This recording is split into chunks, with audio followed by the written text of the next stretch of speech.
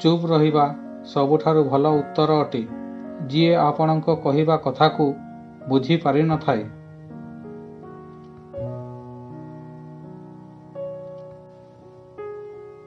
ଜୀବନରେ ନିଜକୁ ଶକ୍ତିଶାଳୀ କର।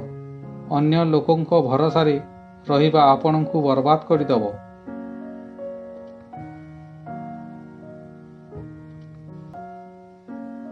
ମୋର ରାଗ ଓ ସ୍ନେହ କେବଳ ସେହି ଲୋକମାନଙ୍କ ପାଇଁ ଯେଉଁମାନଙ୍କୁ ମୁଁ ନିଜର ବୋଲି ଭାବିଥାଏ।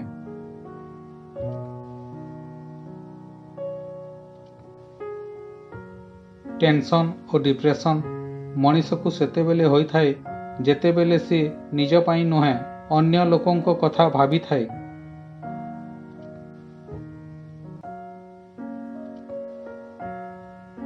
ଯେଉଁ ବ୍ୟକ୍ତି ନିଜ ପାଖରେ ଥିବା ଜିନିଷରେ ସନ୍ତୁଷ୍ଟ ହୋଇନଥାଏ ତାକୁ ଭବିଷ୍ୟତରେ ମିଳିବାକୁ ଥିବା ଜିନିଷରେ ମଧ୍ୟ ସନ୍ତୁଷ୍ଟ ହୋଇନଥାଏ।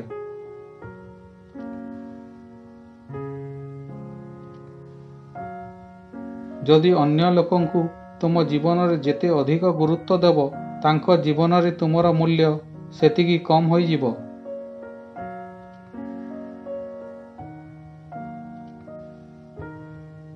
ଖରାପ ସମୟ ଆପଣଙ୍କୁ ହାରିବା ନୁହେଁ ଜିତିବା ଶିଖାଇଥାଏ।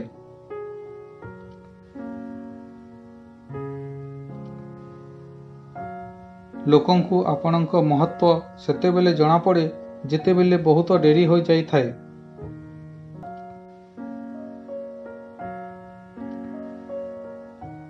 ବିଶ୍ୱାସ ଜିତିବା ପାଇଁ ତ ପୁରା ଜୀବନ ଲାଗିଥାଏ, କିନ୍ତୁ ବିଶ୍ୱାସ ଭାଙ୍ଗିବା ପାଇଁ ଗୋଟିଏ ମୁହୂର୍ତ୍ତ ହିଁ ଯଥେଷ୍ଟ।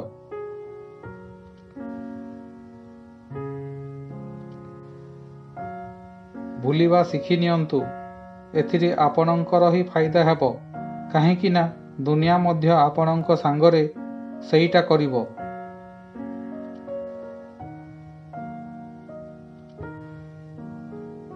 ଗୋଟିଏ ସମୟ ପରେ ଦୁଃଖ ସରିଯାଏ କିମ୍ବା ମଣିଷ ସରିଯାଏ।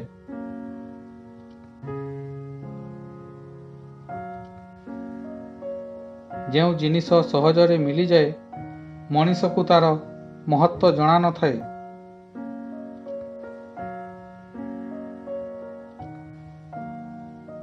ସ୍ୱାର୍ଥପର ସମ୍ପର୍କ ଯେତେ ଶୀଘ୍ର ତିଆରି ହୁଏ ସେତେ ଶୀଘ୍ର ଭାଙ୍ଗି ମଧ୍ୟ ଯାଏ।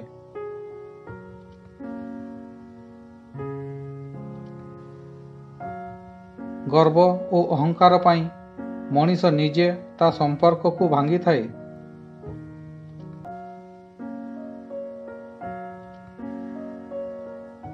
କେବେ କେବେ ବହୁତ କିଛି କହିବାକୁ ଥାଏ, କିନ୍ତୁ ମନର କଥା ମନରେ ରହିଯାଏ।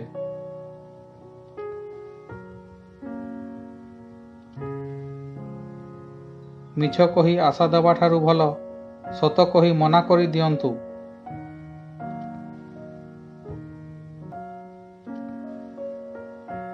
ଯଦି ଆପଣ ଖୁସି ରହିବାକୁ ଚାହୁଁଛନ୍ତି, ଜୀବନର ନିଷ୍ପତ୍ତି ପରିସ୍ଥିତିକୁ ଦେଖି ନିଅ। ଦୁନିଆକୁ ଦେଖି ଯଦି ନିଷ୍ପତ୍ତି ନେବେ ତ ସବୁବେଳେ ଦୁଃଖରେ ରହିବେ।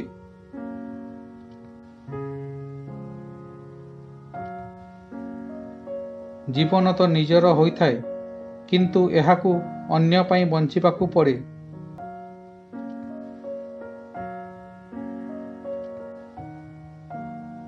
ଆପଣ କିଏ ଏହା ଗୁରୁତ୍ୱପୂର୍ଣ୍ଣ ନୁହେଁ, ଆପଣଙ୍କ ଭିତରେ କ'ଣ ଅଛି ତାହା ବହୁତ ଗୁରୁତ୍ୱପୂର୍ଣ୍ଣ ଅଟେ।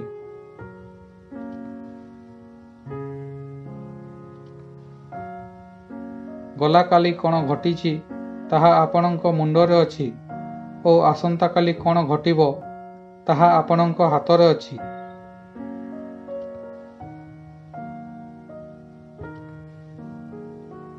ମଣିଷ ଜୀବନ ଗୋଟିଏ ପାଣିର ବୁନ୍ଦା ପରି, କିନ୍ତୁ ଅହଙ୍କାର ସମୁଦ୍ର ପାଣିଠାରୁ ମଧ୍ୟ ବଡ଼।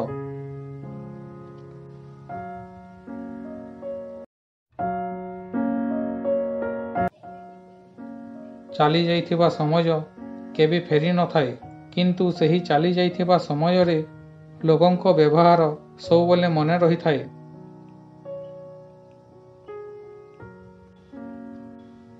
ଅନ୍ୟ ଲୋକଙ୍କ ଠାରୁ ଅଧିକ ଆଶା ରଖନ୍ତୁ ନାହିଁ, ନହେଲେ ସବୁବେଳେ ଦୁଃଖରେ ରହିବେ ଓ ସେମାନଙ୍କୁ କିଛି ହେଲେ ଫରକ ପଡ଼ିବ ନାହିଁ।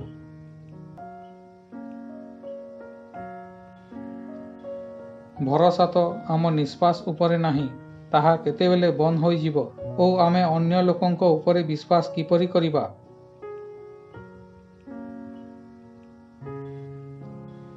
ମୋତେ ଏବେ କଷ୍ଟ ହେଉନାହିଁ ମୁଁ ଯେତେ ଉପରୁ ପଡ଼ିଲେ ମଧ୍ୟ, କାହିଁକି ନା ମୋତେ ସେହି ହାତ ଠେଲିଦେଲେ ଯେଉଁମାନଙ୍କୁ ମୁଁ ମୋଠାରୁ ଅଧିକ ବିଶ୍ୱାସ କରୁଥିଲି।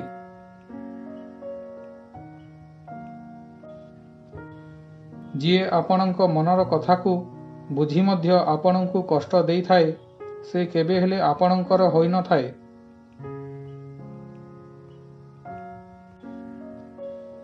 ଆପଣଙ୍କ ବିଶ୍ୱାସ ପାହାଡ଼କୁ ମଧ୍ୟ ହଲାଇ ପାରିବ ଓ ଆପଣଙ୍କ ସନ୍ଦେହ ଆପଣଙ୍କ ସମ୍ପର୍କ ମଧ୍ୟରେ ପାହାଡ଼ ମଧ୍ୟ ସୃଷ୍ଟି କରିପାରିବ।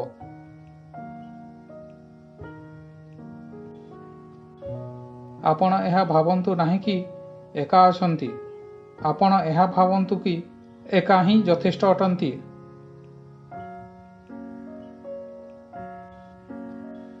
ମନାଇବାର ଅଧିକାର ନିଜ ଲୋକ ହିଁ ଦେଇଥାନ୍ତି, ବାହାର ଲୋକଙ୍କ ଆଗରେ ହସିବାକୁ ହିଁ ପଡ଼ିଥାଏ।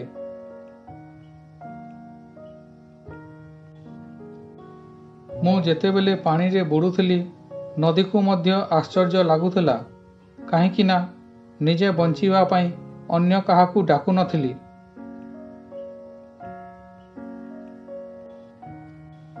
ଯେଉଁ ଲୋକ ଚୁପ୍ ରହିଥାଏ, ସେହି ଲୋକ ଚୁପ୍ ରହିବା ଭିତରେ ମଧ୍ୟ ବହୁତ କିଛି କହିଦେଇଥାଏ।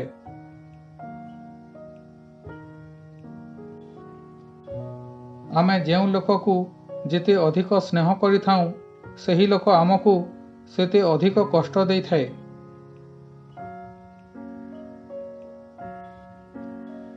ଭରସା କରନ୍ତୁ, କିନ୍ତୁ କାହା ଭରସାରେ ନ ରୁହନ୍ତୁ।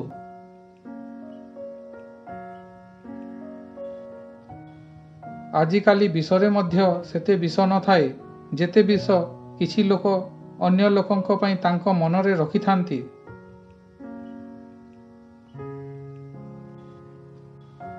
ଲୋକଙ୍କ ପାଇଁ ଆପଣ ସେତେବେଳ ପର୍ଯ୍ୟନ୍ତ ଭଲ ଅଟନ୍ତି, ଯେତେବେଳ ପର୍ଯ୍ୟନ୍ତ ଆପଣ ତାଙ୍କ ଇଚ୍ଛାକୁ ପୂରଣ କରନ୍ତି।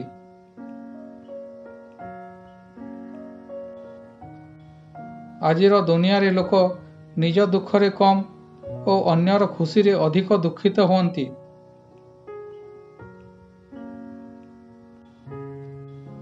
ଭଲ ହୁଅନ୍ତୁ, କିନ୍ତୁ ତାକୁ ପ୍ରମାଣ କରିବାକୁ ଚେଷ୍ଟା କରନ୍ତୁ ନାହିଁ।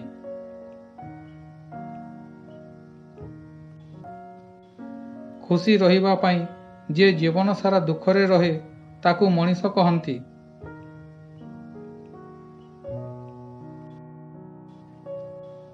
ଚାଲିଯିବ ଏହି ସମୟ ଆପଣଙ୍କ, ଟିକିଏ ଧୈର୍ଯ୍ୟ ରଖନ୍ତୁ। ଯେତେବେଳେ ଖୁସି ନ ରହିଲା, ଦୁଃଖର କ'ଣ ଅସ୍ତିତ୍ୱ ଅଛି?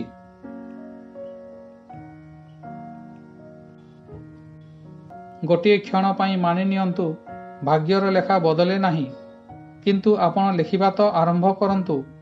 କିଏ ଜାଣିଛି ଭାଗ୍ୟ ହିଁ ବଦଳିଯିବ।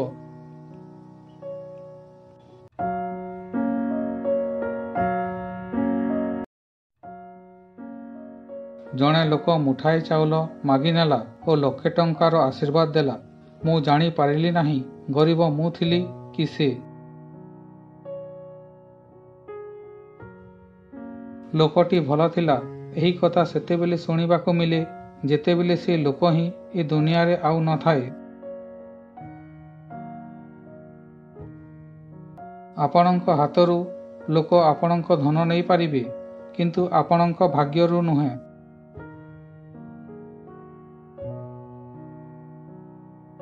ଭଗବାନଙ୍କ ଇଚ୍ଛା ଓ ମଣିଷର ଇଚ୍ଛା ମଧ୍ୟରେ ଥିବା ପାର୍ଥକ୍ୟ ହିଁ ଦୁଃଖର କାରଣ ହୋଇଥାଏ।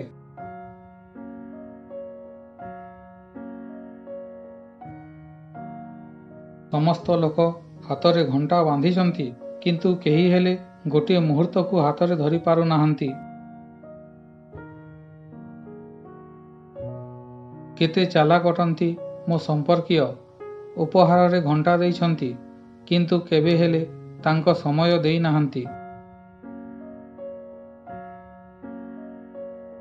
ପ୍ରାର୍ଥନା ମନରୁ କରାଯାଏ, ମୁହଁରୁ ନୁହେଁ, କାରଣ ପ୍ରାର୍ଥନା ତାହାର ମଧ୍ୟ ଭଗବାନ ଶୁଣିଥାନ୍ତି ଯାହାର ମୁହଁ ନଥାଏ। ପିଠିକୁ ସବୁବେଳେ ମଜବୁତ ରଖ, କାରଣ ସାବାସୀ ଓ ଧୋକା ସବୁବେଳେ ପିଠିରେ ହିଁ ମିଳିଥାଏ।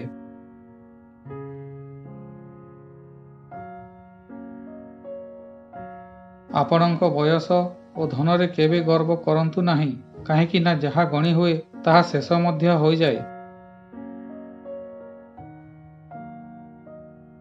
ଯେତେବେଳେ ଭୁଲ କାମ କରିବାକୁ ମନ ହେବ, ଏହି 4ଟି କଥା ମନେ ପକାଇବ। 1. ଭଗବାନ ଦେଖୁଛନ୍ତି। 2. କର୍ମର ଫଳ ଲେଖା ହେଉଛି। 3. ମୃତ୍ୟୁ ଯେକୌଣସି ପରିସ୍ଥିତିରେ ମଧ୍ୟ ହେବ। ଫେରିବାର ସମୟ ଭଗବାନ ଆଗରୁ ସ୍ଥିର କରି ତଳକୁ ପଠାଇଛନ୍ତି।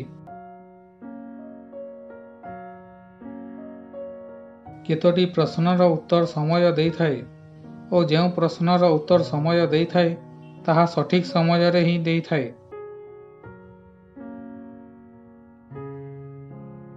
ଦୁଇ ପ୍ରକାର ଲୋକଙ୍କ ଠାରୁ ସବୁବେଳେ ସତର୍କ ଥିବ।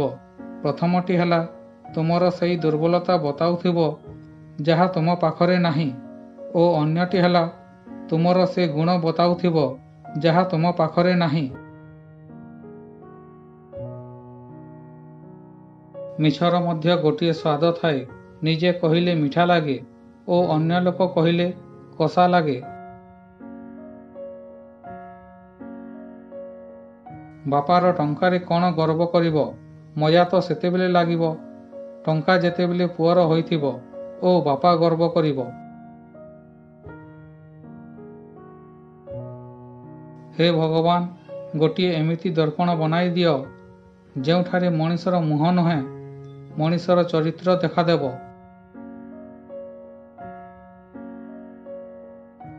ମଣିଷର ମଣିଷତ୍ୱ ସେତେବେଳେ ମରିଯାଏ ଯେତେବେଳେ ସେ ଅନ୍ୟର ଦୁଃଖରେ ହସିଥାଏ।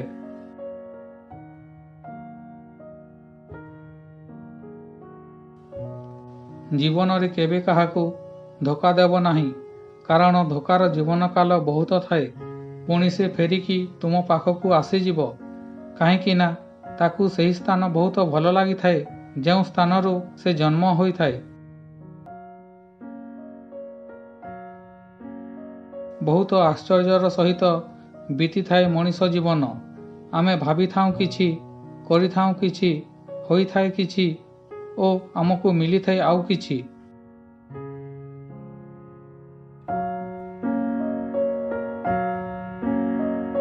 ଆଜିର ଭିଡ଼ିଓଟି କିପରି ଲାଗିଲା କମେଣ୍ଟ କରନ୍ତୁ। ଭଲ ଲାଗିଥିଲେ ଲାଇକ୍ ସେୟାର କରନ୍ତୁ। ପ୍ରଥମ ଥର ଦେଖୁଥିଲେ ସବସ୍କ୍ରାଇବ୍ କରି ବେଲ୍ ଘଣ୍ଟିକୁ ଅଲ୍ କରନ୍ତୁ। ପୁଣି ଦେଖା ହେବ ଆଉ ଏକ ଭିଡ଼ିଓ ସହିତ। ଧନ୍ୟବାଦ।